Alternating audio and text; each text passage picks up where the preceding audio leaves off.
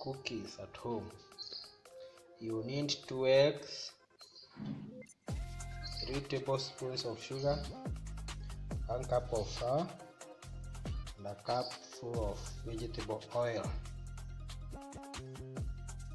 You now whisk eggs with the sugar until sugar dissolves. Then you add vegetable oil, add baking powder, a pinch of it. Okay, you now whisk vegetable oil till it incorporates well with the eggs. Look something like this, something thick.